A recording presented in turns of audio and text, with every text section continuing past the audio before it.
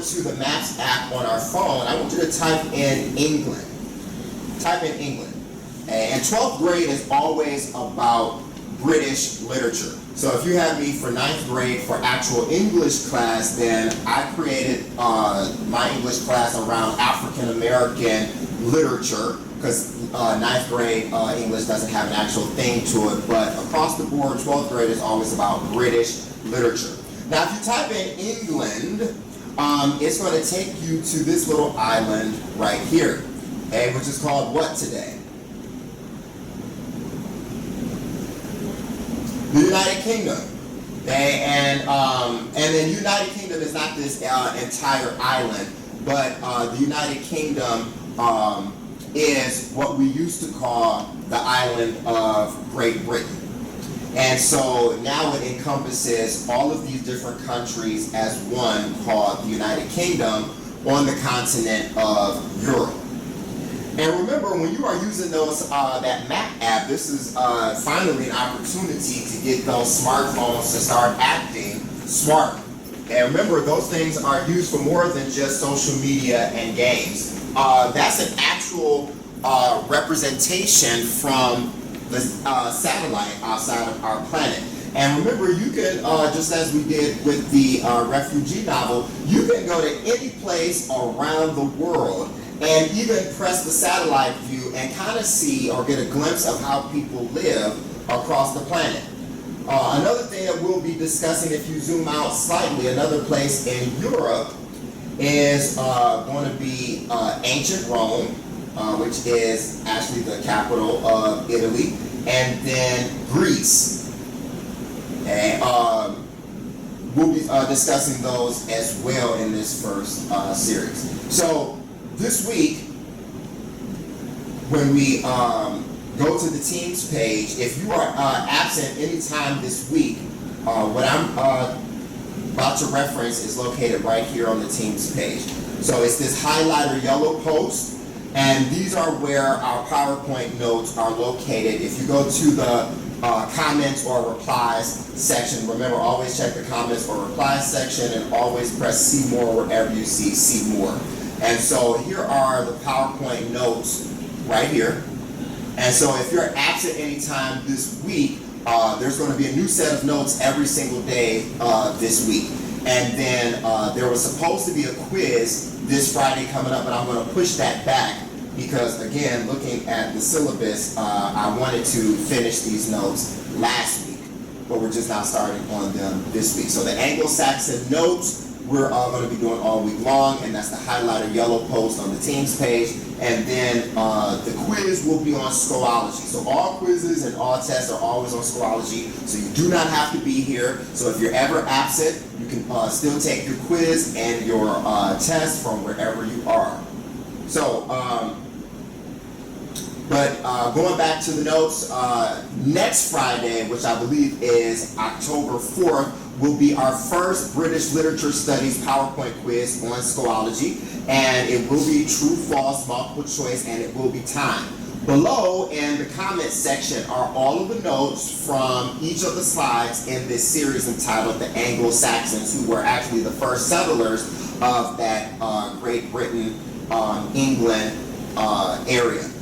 In your Do Now notepad, make sure you copy every bullet point of every slide and every word of every bullet point, and copy it by hand using a pen and a pen only. And this is always how you submit assignments in here. You just simply take a really good picture of every separate page and send it through your DPS email to my DPS email. Do not send it on Teams. Do not use your personal email account. No iCloud, no Yahoo, no Gmail account. Only use your DPS account and Clever, and then send it to mine.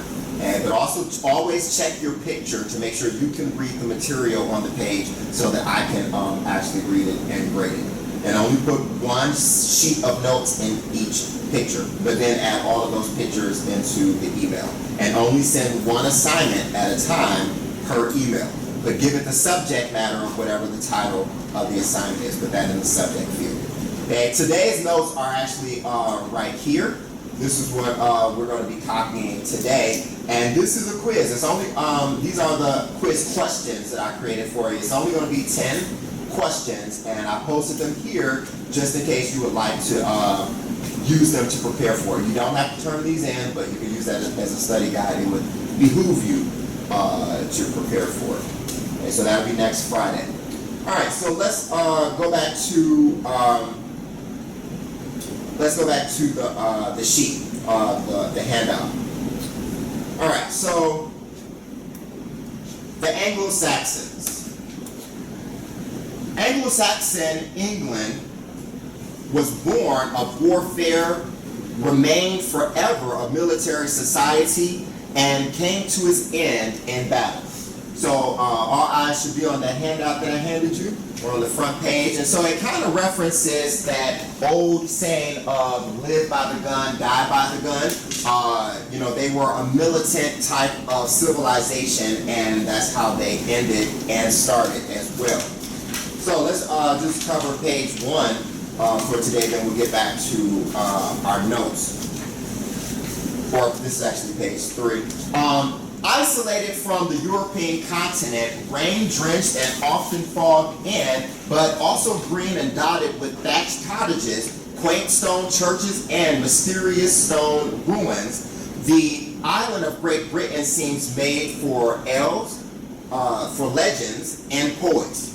Yet, if this land of mystery, beauty, and melancholy weather has produced Stonehenge, which that's that stone structure at the beginning, at the bottom of the page, and also on the previous page. So just like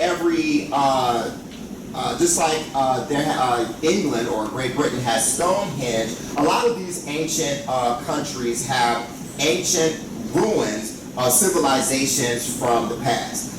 Whether again it be Rome or Greece, and when I say Rome, I'm talking about from times of Roman mythology and Greek mythology, but then also even in Africa and Egypt.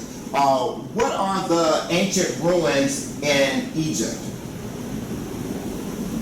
What are the ancient ruins that we study and are just mesmerized by, that are still around in all of their beauty in Egypt? Pyramids. Okay, great. So, yet if this land of mystery, beauty, and melancholy weather has produced Stonehenge, Robin Hood, and Shakespeare, it has also produced the theory of gravity, the Industrial Revolution, radar, penicillin, and the Beatles. We tend to associate the British with their monarchy and their former empire. But we should also remember that while most of the world suffered under various forms of tyranny, the English from the time of the Magna Carta, year 1215, were gradually creating a political system of by the people, for the people, that remains today a source of envy and inspiration for many nations. Although Americans rebelled against British rule in 1776, that's the birthday of our country, the United States. We celebrated every July 4th, our Independence Day. And although we rebelled against British rule during that American Revolution that we fought against the British and claimed ourselves as an independent country, America would not be what it is today without the legacy of English common law, with its emphasis on personal rights and freedom.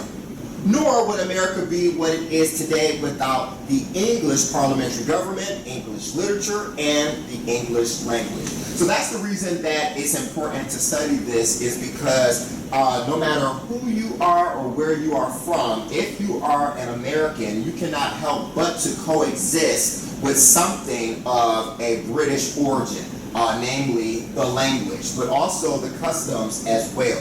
So we are of this no matter what our heritage and background and ancestry is. All right, let's go back to the notes. You can close that up. All right, on page 4, I want you to look at the timeline.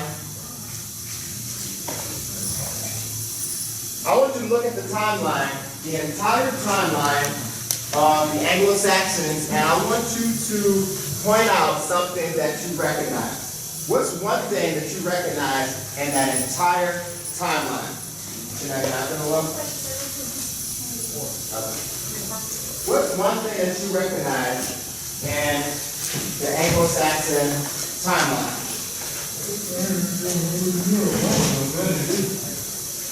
You said one thing that you recognize.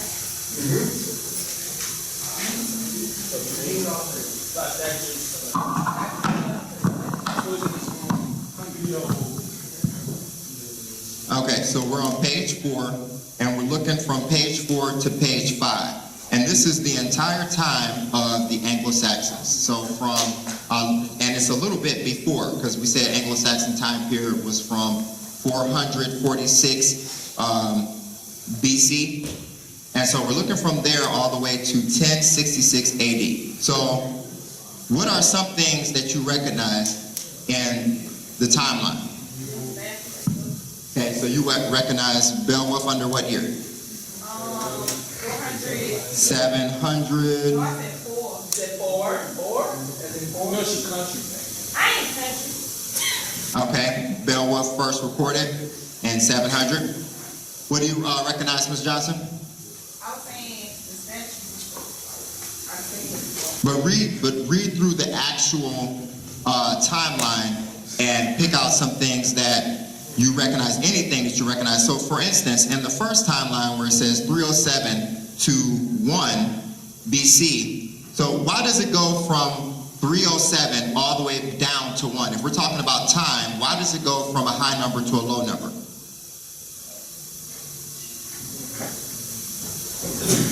Mr. Bell, put that away. Last time I'm gonna tell you. Why does it go from a high number to a low number and we're talking about time?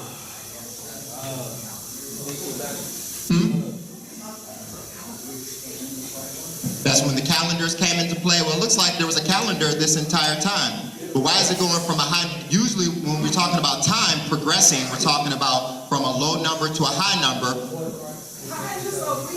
Thank you. So we're talking about before Christ. We should be able to see, everybody should be looking at the timeline. When we're looking at the timeline, we should see from 307 down to 1 BC because we're talking about before the birth of Christ, Mr. Walker. So that means we're talking about from, we're counting all the way down to when who was born? Christ. Okay, and what I was telling people on Friday is that a lot of people, whether they believe in Christ or whether they're Christian or not, they don't dispute the fact that Jesus was this man who actually lived on the earth. What's disputed is whether or not he actually was the Son of God. Usually everybody acknowledges in history that there was this man named Jesus who walked the earth. And notice how time is calculated all based on his existence. So after his death, it's considered what? After death, right. So even time is based on the existence of this one man. So when we look at the first column, I notice Julius Caesar, Cleopatra. Okay, in the second column, Christianity. Okay, in the third column, what else do we pick up? What do we recognize? Huh? I can't hear you. The Roman Empire, thank you. We recognize the Roman Empire. Okay, in the fourth column, what do we recognize? Okay, we recognize King Arthur. We all have heard of King Arthur and the legends of his knights who fought for him. Okay, in the next column, what do we recognize? Okay, the Golden Age. Okay, I recognize Muhammad, the founder of Islam. So we have a different religion that is coming into play right now. How many people have heard of the Nation of Islam? Okay, what is their Bible called? The Quran. Thank you. It's called the Quran. So we see that right here. Muhammad, who is considered their prophet, and we see the Quran. That's where it begins here. Okay, if we look in the next column, okay, the Vikings.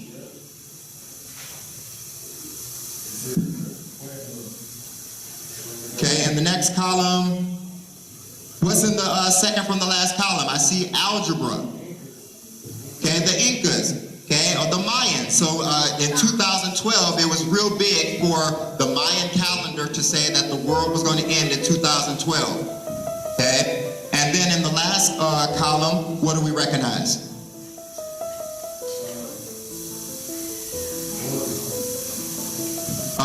The Normans, the kingdom of Ghana. Okay. So now you should have down the first slide. How many people are still copying the first slide? We should be finished with the first slide. All right, let's go to the next one. All right, here's the next one. Okay, so now what we're talking about, I need the people in the corner to turn their voices off, please. Now we're talking about the different civilizations that conquered the land of Great Britain.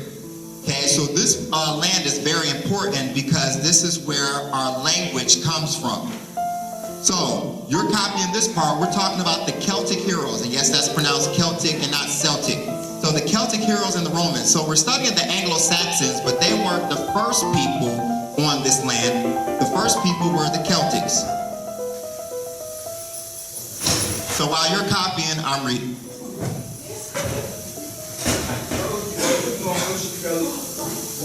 I can't control the temperature in here. And someone died and their spirit is roaming around. Okay. Yeah, we're copying this down and I'm reading. So, this relatively small island of Great Britain has been invaded and settled many times. First by ancient people we call the Iberians, then by the Celts, by the Romans, by the Anglo-Saxons, by the Vikings, and by the Normans. Whatever we think of as English today owes something to each of these invaders. A small and isolated country, England is the origin of a legal and political system that made other countries, including America, have since imitated. English traditions and language owe something to each of the island's invaders. The Celtic heroes and heroines, a magical world. When Greek travelers visited what is now Great Britain in the 4th century BC, they found an island settled by tall, blonde warriors who called themselves Celts. Among these island Celts was a group called Britons, who left their permanent stamp in one of the names eventually adopted by the land they settled. The religion of the Celts seemed to have been a form of animism, from the Latin word for spirits. The Celts saw spirits everywhere, in rivers, trees, stones, ponds, fire, and thunder. These spirits or gods controlled all aspects of existence, and they had to be constantly satisfied. Priests called druids acted as intermediaries between the gods and the people. Sometimes ritual dances were called for, sometimes even human sacrifice. Some think of Stonehenge, that array of huge stones on Salisbury Plain in Wiltshire, was used by the Druids for religious rites, having to do with the lunar and solar cycles. The mythology of the Celts has influenced English and Irish writers to this day. Sir Thomas Malory in the 15th century, having time on his hands in jail, gathered together the Celtic legends about a warrior named Arthur. He mixed these stories generously with chivalric legends from the continent and produced a La Morte de Arthur about the king who ultimately became the very embodiment of English values. In the 20th century, William Butler Yeats used the Celtic myths in his poetry and plays in an attempt to make the Irish aware of their lost heroic past. The Celtic stories were very different from the Anglo-Saxon tales from the Anglo-Saxon tales that came later, although it is the Anglo-Saxon myths that we tend to study in school. Unlike the male-dominated Anglo-Saxon stories, the Celtic legends are full of strong women, like the tall and fierce, very beautiful Queen Maeve of Connaught in Ireland. Maeve once led her troops in an epic battle before the ownership of a fabulous white-haired bull whose back was so broad 50 children could play upon it. Celtic or Celtic stories, unlike the latter, brooding Anglo-Saxon stories, leap into the sunlight no matter how much blood is spilled. Full of fantastic animals, passionate love affairs, and fabulous adventures, the Celtic myths take you to enchanted lands where magic and the imagination rule. So next to your notes of this, you're going to put that the Celts were the first British settlers. So next to your notes on this, you're going to put that the Celts were the first British settlers. And this is going to be a quiz question. They were a people whose daily lives were influenced by magical religion. Their beliefs survive in Celtic mythology, which has influenced generations of later writers. Kelly. No. What's up? You're writing this down. I'm reading. I'm reading the extended version of this. You all are writing this down. Oh, you're writing down that the Celts, they were the first British settlers. The Celts were the first British settlers. So when we think of the legends of these Celts, we think of all the stories that had to do with wizards and, you know, huge dragons and those type of mythological stories. Merlin, yeah, we think of those. Now we talk about the Romans, who are very popular. They were considered the great administrators, beginning with an invasion led by Julius Caesar, who we should all recognize, in 55 BC, or before Christ, and culminating in one organized by the Emperor Claudius. About 100 years later, the Britons were finally conquered by the legions of Rome, using the administrative genius that enabled them to hold dominion over much of the known world.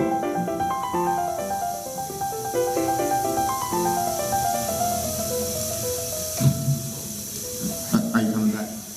Take the hawkers. Okay. The Romans provided the armies and organization that prevented further serious invasions of Britain for several hundred years. So while the Romans were in existence, there was really nobody who could mess with them. Okay? They provided the infrastructure and the armies to keep Great Britain on lock. They built a network of roads, some still used today, and a great defense wall 73 miles long. During Roman rule, Christianity, which would later become a unifying force, gradually took hold under the leadership of European missionaries. The old Celtic religion began to vanish. Okay, are we finished copying? Okay, we'll move on to our next slide. The Anglo-Saxons. Now we're talking about the people where Beowulf comes from. The story of Beowulf comes from. I'll take a picture. I'll show you. Okay, it needs to be translated into your notes though. They'll be collected. I know. Okay, if the Romans had stayed, Londoners today might speak Italian, but the Romans had troubles at home.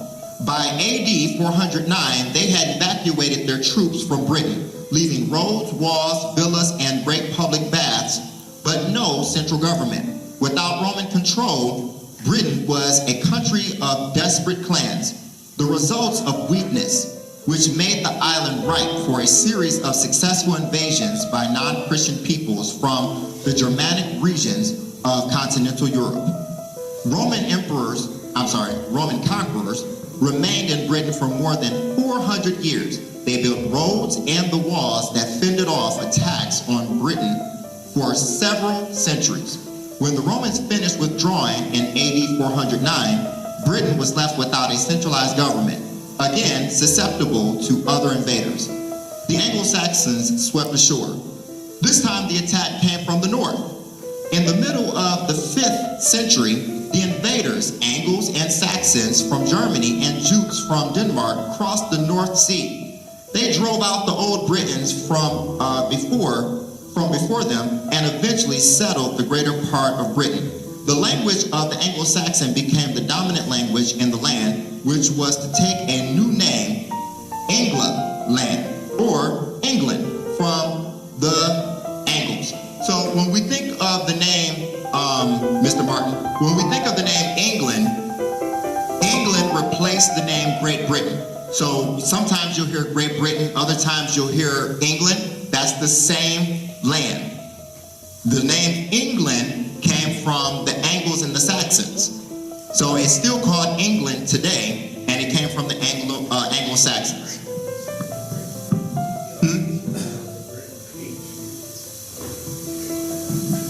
Basically.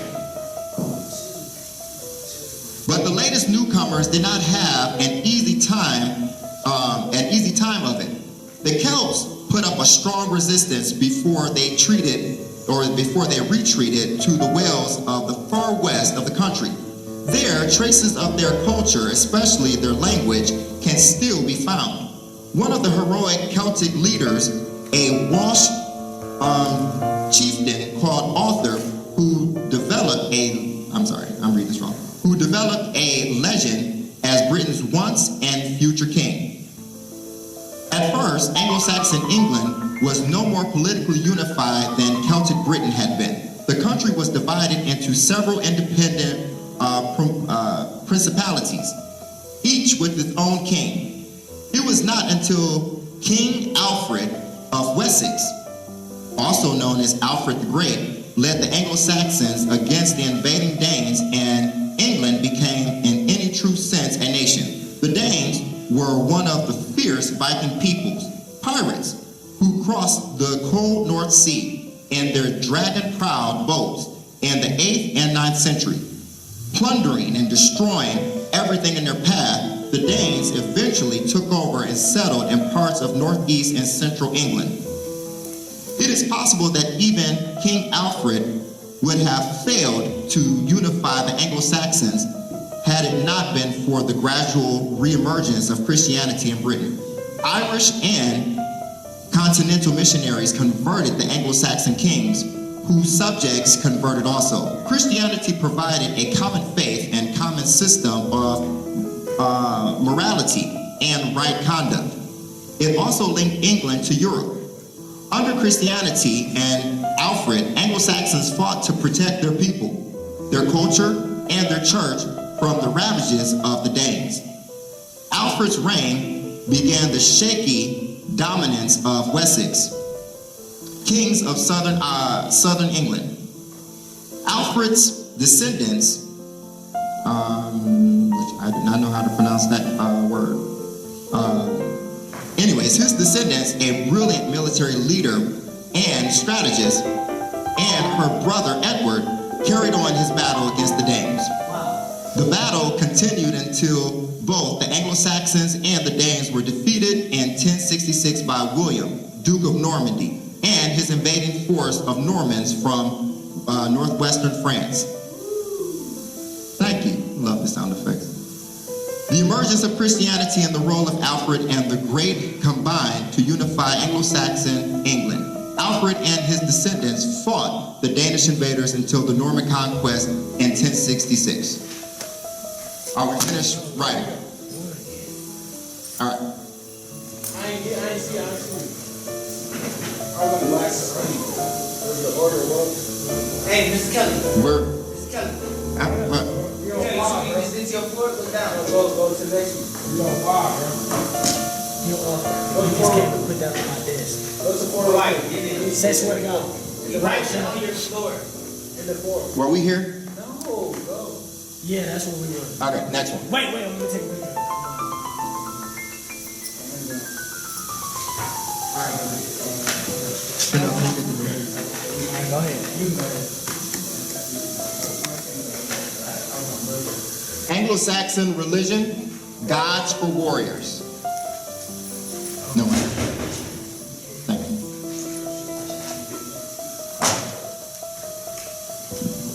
Anglo-Saxon life, the warm hall, the cold world. As the Sutton Hoo ship treasurers of Suffolk showed, the Anglo-Saxons were not barbarians, though they were frequently depicted that way. However, they did not lead luxurious lives either, or lives dominated by learning or the arts. Warfare was the order of the day. As Beowulf shows, law and order, at least in the early days, was the responsibility of the leader in any group that was given, whether family, clan, tribe, or kingdom.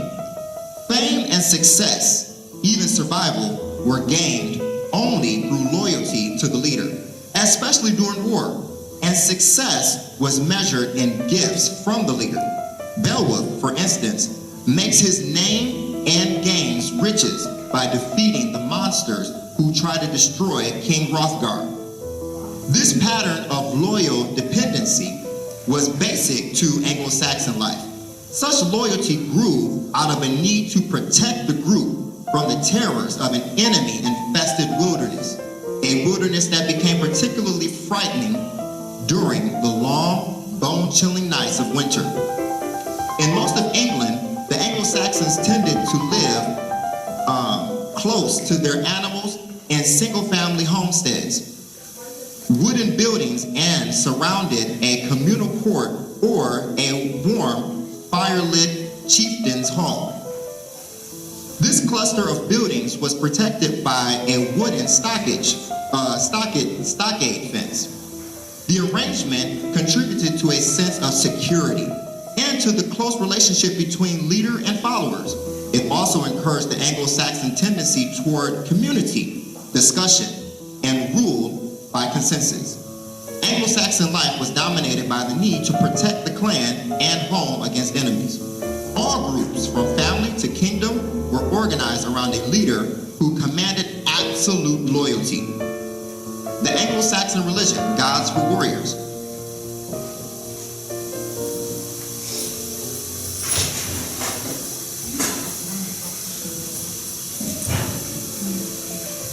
Despite the influence of Christianity, the old Anglo-Saxon religion with its warrior god persisted. A dark fatalistic religion, it had come with the Anglo-Saxons from Germany and had much in common with what we think of as Norse and Scandinavian mythology. One of the most important Norse gods was Odin, the god of death, poetry, and magic. The Anglo-Saxon name for Odin was Woden, from which we have Wednesday, Woden's Day. Woden could help humans communicate with spirits, and he was especially associated with burial rites and with aesthetic trances, important for both poetry and religious mysteries. Not surprisingly, this god of both poetry and death played an important role in the lives of people who produced great poetry and who also maintained a somber, brooding outlook on life. The Anglo-Saxon deity named Thunr was essentially the same as Thor, the Norse god of thunder and lightning. His sign was the hammer, and possibly also the twisted cross we call the swastika, which is found on so many Anglo-Saxon gravestones. Thunr's name survives in Thor's Day. Still, another significant figure in Anglo-Saxon mythology is the dragon, which seems always, as in Beowulf, to be the protector of a treasure. Some scholars suggest that the fiery dragon should be seen as both a personification of death, of death the devourer, and as the guardian of the grave mound, in which a warrior's ashes and his treasure lay. On the whole, the religion of the Anglo-Saxons seemed to have been more concerned with ethics than with mysticism, with the early virtues of bravery, loyalty, generosity, and friendship. Despite the growth of Christianity, the Anglo-Saxon religion remained strong. Although it drew many of its deities and rites from Scandinavian mythology, Anglo-Saxon religion was more concerned with ethics than with mysticism. Okay, the bards, singing of gods and heroes. The Anglo-Saxon communal hall, besides offering shelter and a place for holding council meetings, also provided space for storytellers and their audience. As in other parts of the ancient world, notably in Homeric Greece, more than 1,000 years earlier, skilled storytellers or bards sang of gods and heroes.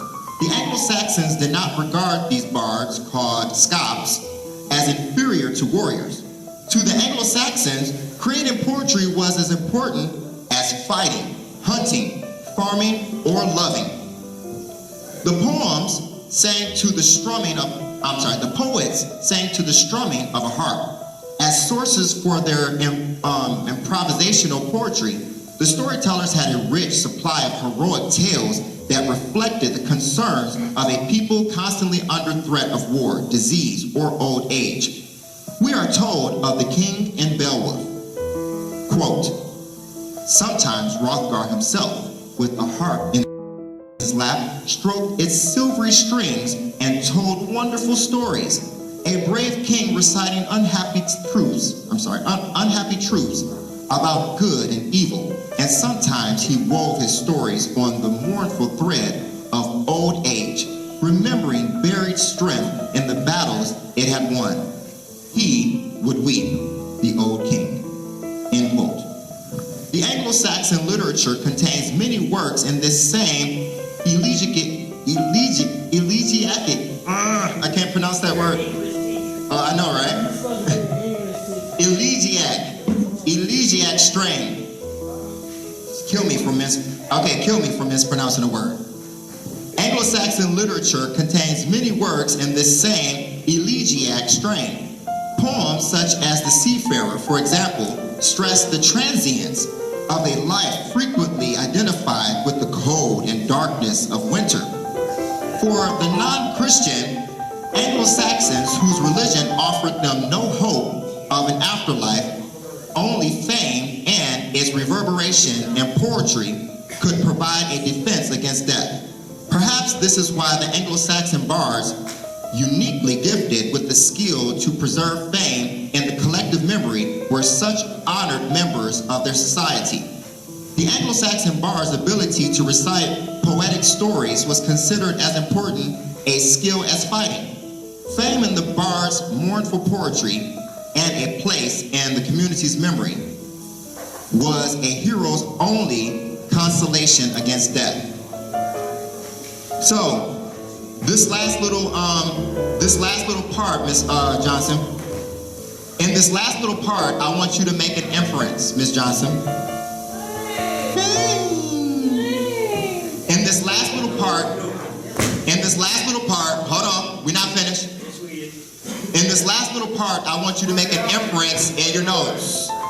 Interrupt me and you'll be staying over. In this last little part, I want you to make an inference in your notes. So we said last week that an inference is when you take the facts and the details from what you read and you add it to your knowledge and experience, and that will equal the inference. So what I want you to tell me, Miss Johnson, have a seat. Hold on, right now, I want you to concentrate on what I'm saying. So what I want you to tell me is these bards, these people who told these stories, it said that they were considered, their only fame was through the stories that they told. And they were unlike the Christians who received an afterlife through their religion. How do Christians receive an afterlife? By taking By what? Baptism, which means what? They'll go to what? Heaven. Okay, so Christians, by believing in this Jesus figure, Miss Johnson, Walker, do y'all need to stay after? I'm wrapping up my lesson. Jarvis, I'm bringing this to a close. Then you all can talk as much as you want to. Joseph. Hold on, I'm bringing this. Okay, I'm bringing this to a close, and then you can have it. Okay, we said that Christians receive afterlife, Miss Johnson, through believing in this Christ figure, because they go to heaven. Well, a lot of people felt that religion was only used to ease people's fear of death. So it was used to ease people's fear of death by promising them an afterlife. And it said that these bards received an afterlife through the fame that they achieved from reciting their stories. So they would recite their stories and they would receive a fame through reciting these stories and being remembered. Who does this remind us of today? How do you achieve an afterlife as a non-Christian today? Who does this remind us of today? How do you achieve an afterlife as a non-Christian today? belief. Yeah, so if you're not a Christian, and so you can't look forward to this heaven and living on the right hand of the Father after you die, can't look forward to any of that. How can you still achieve afterlife today? What do we call that? So you're gonna write it down. How you it's called. Anyone have a writing utensil for topics?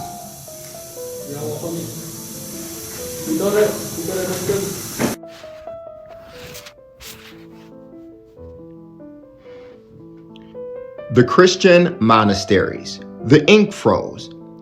In the death-shadowed world of the Anglo-Saxons, the poets or bards provided one element of hope. The possibility that heroic deeds might be enshrined in the society's memory. Another element of hope was supplied by Christianity.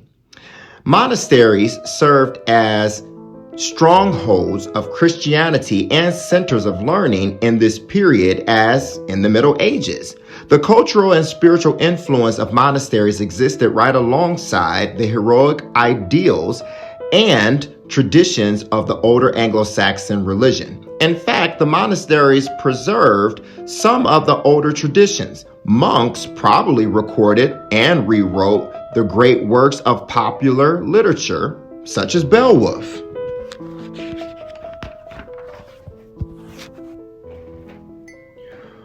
When the monks recorded the works from the older oral tradition, they wrote in the vernacular or the language of the people.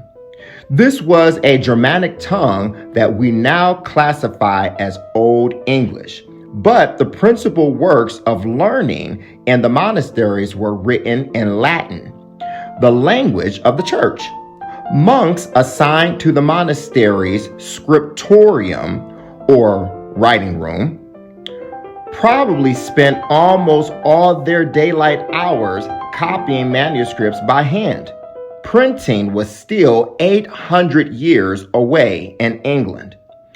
In Anglo-Saxon England, the scriptorium was actually in a covered walkway, the cloister or the cloister, open to a court. Makeshift walls of oiled paper or glass helped somewhat, but England in winter is cold. The ink could freeze. Picture a shivering scribe hunched over sheepskin paper, pressing painfully with a quill pen, obeying a rule of silence. That's how seriously the church took learning. Latin alone remained the language of serious study in England until the time of King Alfred. During his reign, Alfred instituted the Anglo-Saxon Chronicle, a lengthy running history of England that began in the earliest days and continued until 1154. Partly because of King Alfred's efforts, English began to gain respect as a language of culture. Only then did Old English stories and poetry come to be recognized as great works of literature. In review, Christian monks preserved Anglo-Saxon cultural and literary traditions. These efforts helped English gain respect as a language of culture. Thank you. And again, I'm looking for a brave reader if you would like to. Oh yeah, Nick's here. All right, everyone else is copying every word of every paragraph, and then we'll go to the classwork after this. Nick, too. The first thing we learned is that there was no clear in ancient times. The geographical area that will later be called Europe is not a function entity in world affairs when early civilizations were developed in the Nile Valley and other river valleys in Africa and later in Western Asia. When we took a look at the chronology of world history, we discovered that the first real show of European literary intelligence surfaced around 1250 BC, depending on your source.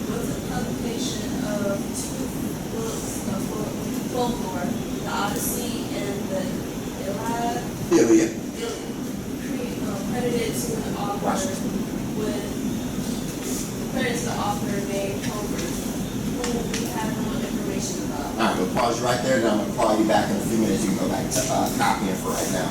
So this piece of information I wanted to make sure that I provided because after listening to all of those magnificent things about the continent of Europe and the... Excuse this interruption.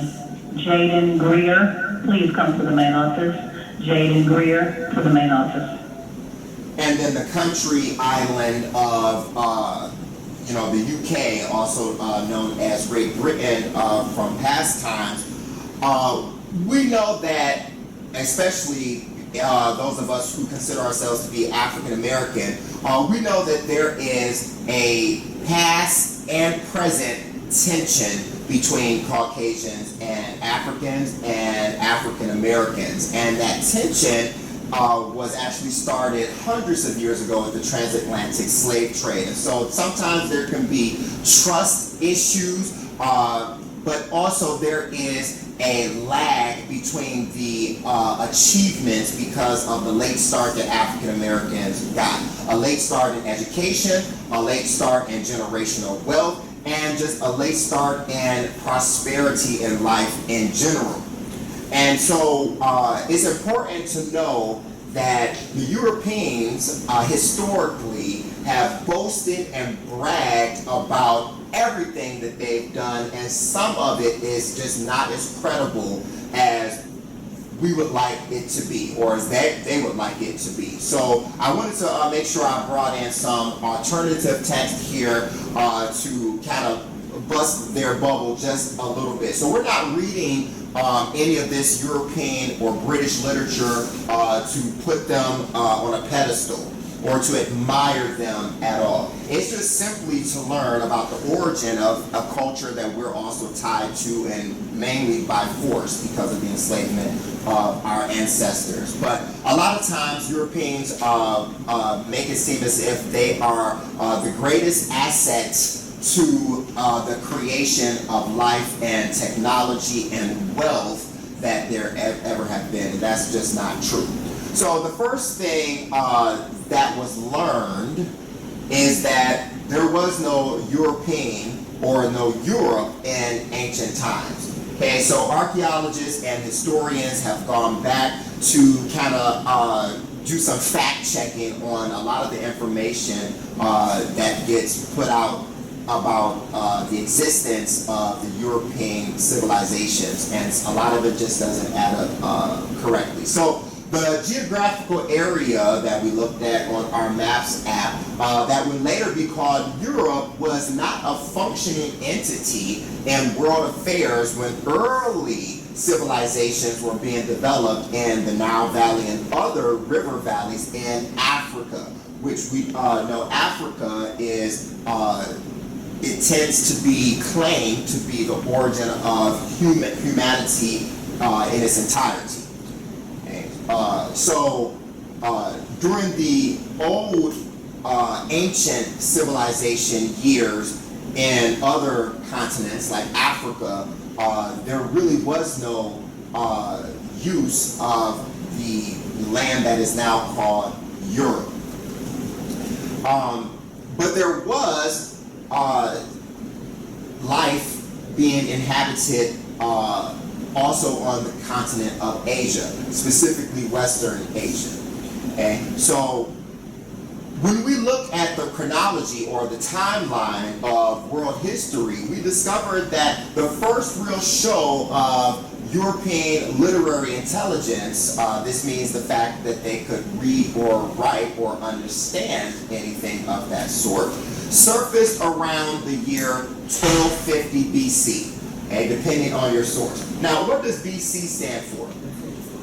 Before Christ. Okay, and that's important because what it denotes is that no matter what anyone's religious standing or background is, and even though there are thousands of religions, here in America, we can believe what we want to believe or nothing at all. But usually when you check history, it doesn't discount the fact that there was an existence of this Jesus person.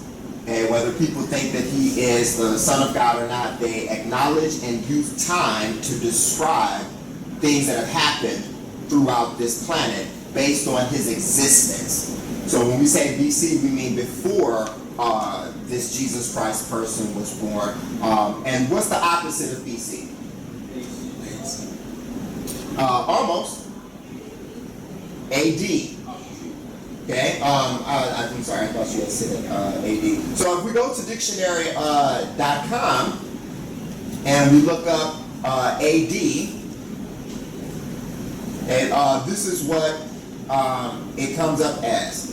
Okay, AD is the abbreviation for the year of the Lord, in the year of the Lord, or since Christ was born. Okay, so before AD came along, time counted down. So let's say it was year 2024 BC. The next year will be 2023, then 2022, all the way down to the year that Jesus was born, and then it started moving in the forward direction as AD. So now we are in 2024 AD, or in the year of the Lord, or since Christ was born, and it's still considered AD to this day. All right, let's go back. So, but even in the year of 1250 BC, there was only notice or recollection or sourcing with the publication of two books of folklore, the Odyssey and the Iliad, which are credited to an author named Homer, who we have little information about. So the Odyssey and the Iliad are two Greek mythological tales or folklores. Again, we looked at the country of Greece, and unlike the Bible, Greek and Roman mythology, though it is very, very famous and popular, it doesn't have the same type of hold as the Bible does. So people do not acknowledge those as a history of anything that really happened or was in existence, but it does make for good literature. When we talk about the Odyssey, we're actually talking about the study of Troy. So the Trojan War. So just like we are Henry Ford Trojans, the Trojan War was about the downfall of the Trojans. And so these were some of the first or even the earliest publications in Europe, not in England and Great Britain, but in Europe by itself. Okay. So let's go back, Miss McTeer. In the book, The History of the Modern World by R.R. Palmer and Joel Coleman, they tell us that Europeans were by no means the pioneers of human civilization. Half the man's recorded history had passed before anyone in Europe could be right.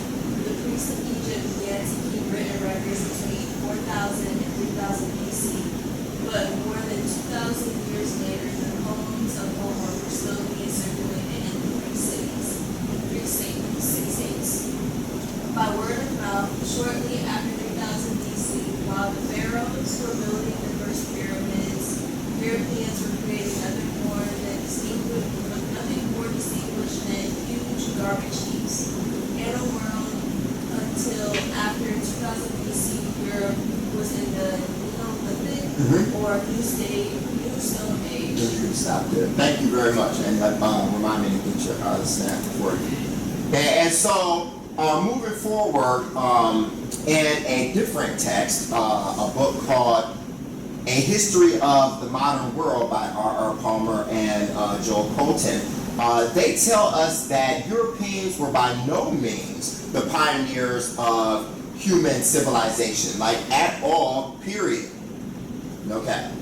Half of man's recorded history was past before anyone in Europe could read or write. So, when we talk about those poems of Homer, the Iliad and the Odyssey, that may seem like a long time ago, 1250 BC, but there were civilizations in other continents that had already existed and already had writing systems for understanding each other. and communicating. So half of man's recorded history had passed before anyone in Europe could read or write. As a matter of fact, the priests of Egypt began to keep written records between 4,000 and 3,000 BC. But this was more than 2,000 years before the poems that Homer had written. And even when those had started circulating as an oral tradition in the Greek city-states. And when we say an oral tradition, we mean that it was by word of mouth. So before people understood how to read or write, they simply had very extensive memories. And so a lot of these histories and a lot of these tales were kind of formed as poetry, so that they could kind of have a little jingle like a song, which we know that songs are easier to remember than just plain written text. And so that's how they were passed down. So even thousands of years after the Egyptians were actually recording things in a written context, they were still using the oral tradition when they finally did come along in Europe. Shortly after 3000 BC, while the pharaohs or the kings were building the first pyramids, as we were just talking about a few minutes ago, Europeans were creating nothing more distinguished than huge garbage heaps. Okay, so this denotes even or references even the living conditions of each one. Okay, it's always been a mystery how the pyramids have been created, because those stone structures seem almost impossible to create without technology. And that lets us know just how technologically advanced they were even in the past, when we tend to think that they were just so ignorant and barbarous. So in a word, until after 2000 BC, Europe was in the Neolithic or New Stone Age. And we all know from the Flintstones what the Stone Age was. And so we will continue here tomorrow. All right, a few more seconds to copy that down, and then we absolutely must move close to the copy, then go back to your seat. But all of these notes, because we had notes on Monday, and then we'll have notes for the rest of the week, and we'll also have notes on Monday as well. And remember, the quiz will be pushed back to next Friday instead of this Friday, but there'll be a quiz, only 10 questions that I created for it, but it will be on the discussions and notes on Anglo-Saxon life and the other civilizations that discovered Great Britain, because all of them have contributions to our language and our culture and our history. Now, if for a second I can interrupt you as you get ready to continue those notes. Remember last time we were talking about what BC and what AD meant. And we did say that AD stood for in the year of our Lord, or since Christ was born. And so we talked about the fact that time is based on the existence of this one person, whether people believe in Jesus Christ or not. Time is based off of him. And so when we talk about BC, we're talking about time counting down from whatever number all the way down to the year that Jesus Christ was born, and that's considered year number 1 after that. And then it goes into AD, which is in the year of our Lord, or since Jesus Christ had been born. So AD is currently what we're in. So we're in 2024 AD, which is actually, it stands for Anno Domini. That's how you pronounce that.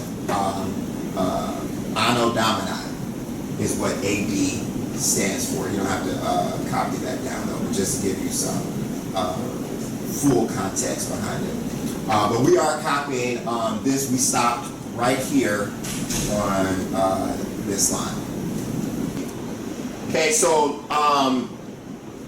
last time we were talking about the fact that, again, even though we are studying the different civilizations that took control of that island we call Great Britain and now the UK, we're not doing that in order to pay homage to them. We're not doing that in order to praise and gloat about their discoveries throughout history. The reason we're again doing that is just to understand part of our own history and culture, having been born in this country of America and seeing the similarities between the two. But we also discussed the fact that a lot of times Europeans can tend to boast and brag about their different accomplishments in life. And when you go back and do a little bit of fact checking, some of that stuff is not true. And for those of us who consider ourselves to be African American, it's very advantageous to definitely take on those tasks of doing the fact checking, because we know that there have been issues of trust, especially stemming from the transatlantic slave trade. So the bondage of our ancestors being purchased off the coast of Africa and dragged over here to commit their entire lives to a life of servitude and abuse and inferior mental structure created, just among a few things, distrust. So in doing that fact checking, we wanted to go over this information first to make sure that we understood that the Europeans were by no means the creators of all things technological or all things that are professional and indignant of a certain quality of life. And as a matter of fact, they are actually considered behind when you compare it to other people and civilizations from across the world. So we were talking about the fact that when other cultures across the planet, namely in Africa and Western Asia, when they were in a period of time when they were finally discovering some type of method of writing and communicating or interpreting that written text, the Europeans were just going through their Stone Age. And these other continents had gone through those times of the Stone Age period thousands of years ago.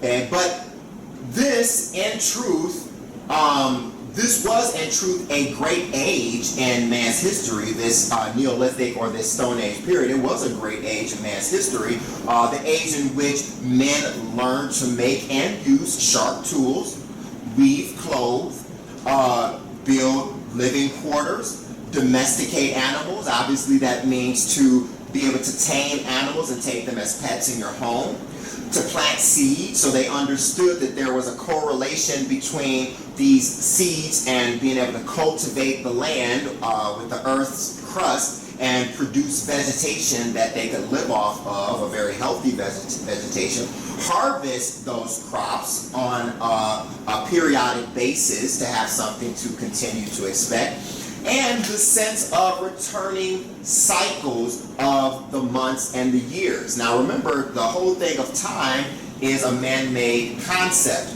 but obviously Earth is on an axis and on an orbit, around the sun, which has these recurring seasons. But to name that, 365 days equates to what is called a year. And, 24 hours is what equates to what we call a day. Those are man-made concepts.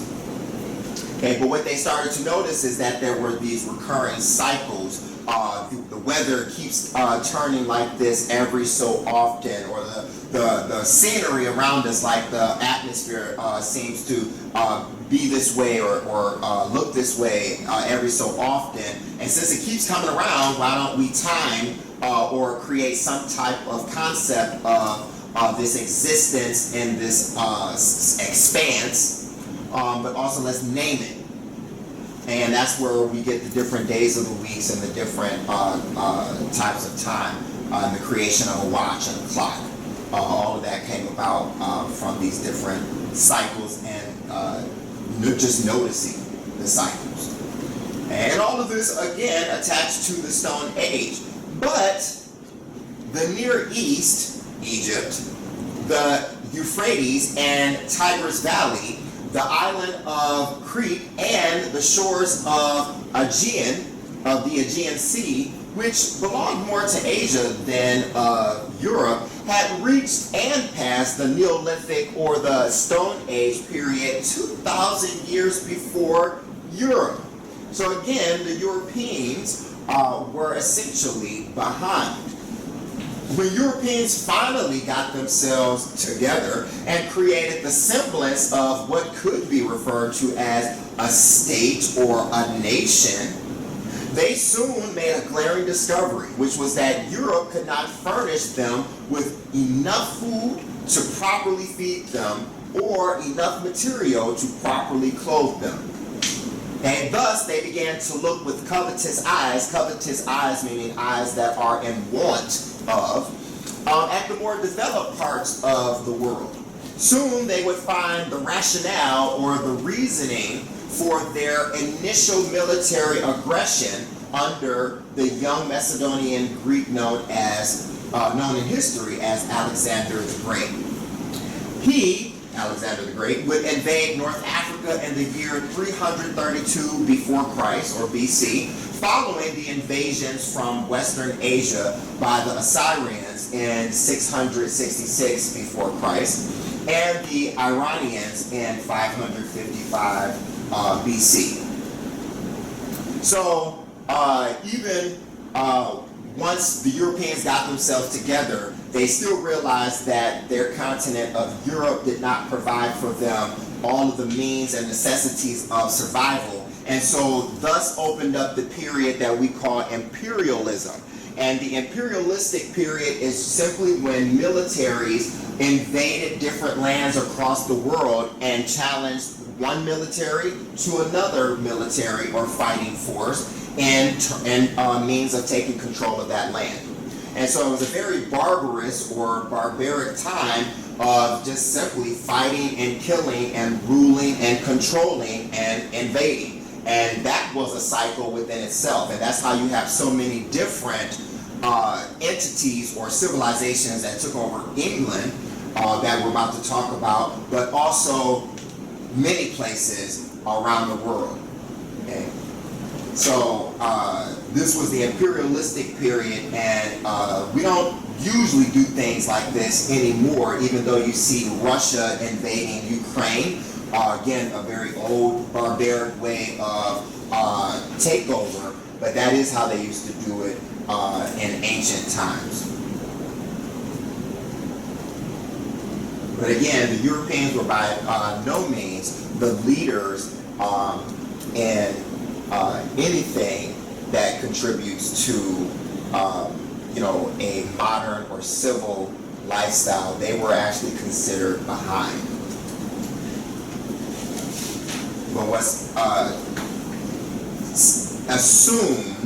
assumed about them is that they have a very low self-concept about themselves, and so they have to boast and brag about what they have not accomplished, or they have to embellish or fabricate these things that they really did not create, just to make themselves feel good, but also superior to other cultures.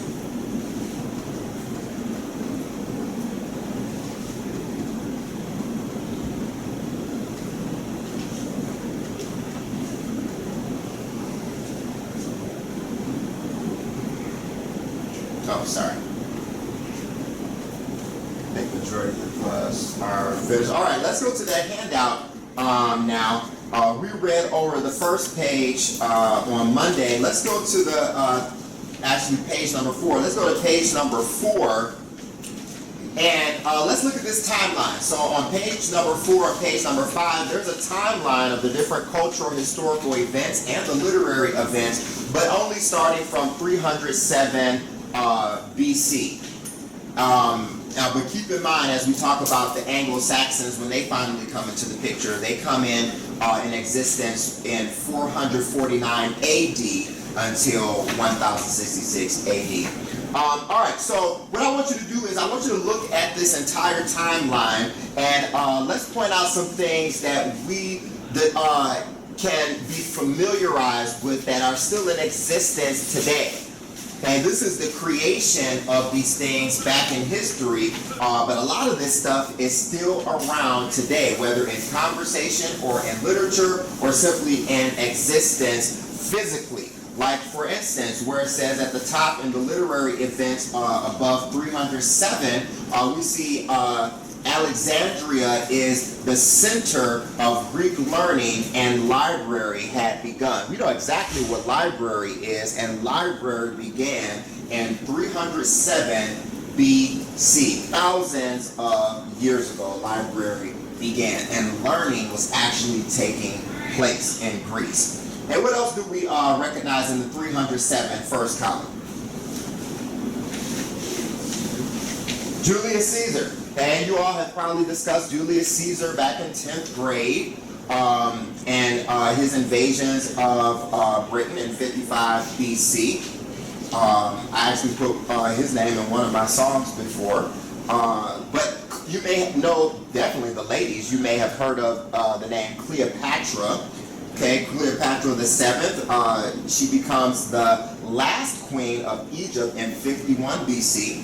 What about in the second column? What are we familiar with in the second column of AD, which we said is Anno Domini, or the year of our Lord? So that's when Jesus was born, and then it moves into the modern age from there. What do we recognize there? Christianity. Okay, it was proclaimed a lawful religion in the Roman Empire. We looked at the maps on Monday, and we looked at the fact that we will be talking a little bit about Rome, or a lot of bit about Rome, which is the capital of Italy. But yeah, Christianity was proclaimed a lawful religion there in 313. So let's go to the third one. Let's make our way. In the 400 column, what do we recognize? And I bet there's something there, I know that there's something there that you all are overlooking that you just are not recognizing. McTeer? Roman Empire falls to Germanic tribes. Okay, the Roman Empire falls to the Germanic tribe, and we're going to talk about that word Germanic a little bit more. What else? The Anglos, the Saxons, and the Jutes invade Britain. Good, because that's what this entire lesson is about. Okay, thank you, Mr. Tennant. McTeer? Roman legions withdraw from Britain. Okay, the Roman legions. So we know that though they are associated with Julius Caesar, and they actually withdraw from Great Britain. So they had a time period of 55 BC until 409 AD. And then they withdrew because they had other things to attend to back at home, but they withdrew from Great Britain. But the one thing you all are overlooking is the second one, where it says, Patrick brings Christianity to Ireland. Where are we familiar with this name of Patrick in Ireland and related to the Christian faith? But we don't really acknowledge it as the Christian faith, but it really does come from there. McTeer? St. Patrick's Day. St. Patrick's Day. When you say saints, you're talking about someone of the Christian religious faith. And so we tend to think of St. Patrick's Day on March 17th as the day of leprechauns and rainbows and money bags and booze, you know, going to the bar and the pubs and getting drunk and stuff. But and we know it's related with the Irish, but here we see that Patrick brings Christianity, the religion, to Ireland. Okay, in 432. Let's go to the fifth one. In the 500s, what do we recognize?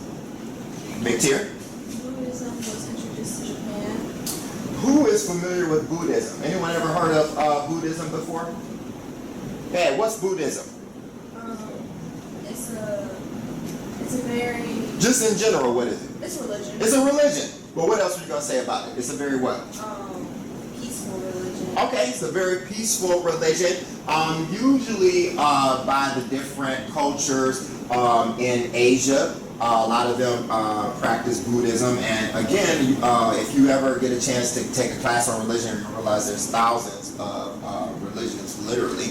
Even voodoo is a religion that we tend to think is devil worshiping, but that's not. That's an actual real religion over in Africa. Also, you may have noticed it says the semi-legendary King Arthur rules Celtic tribe. We may have heard about the King Arthur and his knights and his kingdom and the constant battles that they had.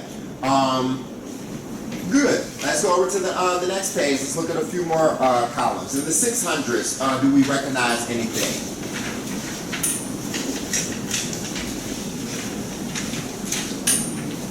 I recognize something in the 600 column.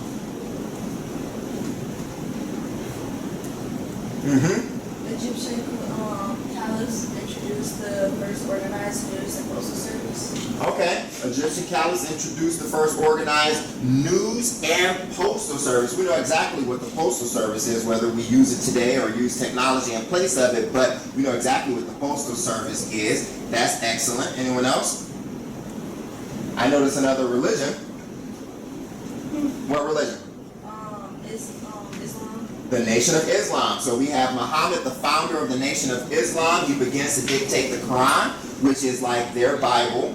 And let's go to the 700s. Anybody recognize anything in the 700s? Go for it. Moors invaded Spain. Okay, Moors invade Spain. Good. The Vikings invade Britain. Good. And Beowulf was first recorded. That's what we're going to be reading in a couple of weeks. All right, let's go to the 800s. I don't have enough knowledge about this Charlemagne figure, but I know that there's obviously ties to Charlemagne on the Breakfast Club. That would be worth digging into and investigating to see what's the tie between there. But McTeer? Decline of great Mayan civilization in Central America. Yes, the decline of the great Mayan civilization in Central America. So the Mayans, when we talk about the indigenous natives, promise it up. When we talk about the indigenous natives, one of those would be the Mayans, and then other ones would be the Incas right on this land before it was called America, because America is actually an Italian name. But back in 2012, when you all were just little kids, everyone thought the world was about to end because the Mayan calendar was coming to an end, and nothing in the Mayan calendar exists past 2012, and the Mayans had been prolific for being good prophets of different things throughout history. They would, proclaim that something would take place, and we would see it come into fruition. So when they prophesize about certain things, we tend to understand that they have some connection. And so people thought that 2012 was about to be it. We thought that was the end. But actually, we thought it was going to be the end a couple of times before that as well, especially when the clocks turned to the year 2000. So, but obviously it didn't, but definitely the Mayans. Anyone notice algebra is devised in the 800s? The school of astronomy. What's astronomy? Not to be confused with astrology, but what's astronomy? Yes. Astronomy is the study of planets. The study of the planets in the sky. Good. And then the last column, the 900s. Do we recognize anything there? Norsemen led by Leif Erik's son explored northeastern coast of North America. Okay. And now Nova Scotia. Scotia. Yeah. Good. Thank you. All right. Excellent. So these are just some of the things that, again, it's a reason why we study history in general, is because a lot of this stuff still exists today. It just gives us the origin story of where it came from.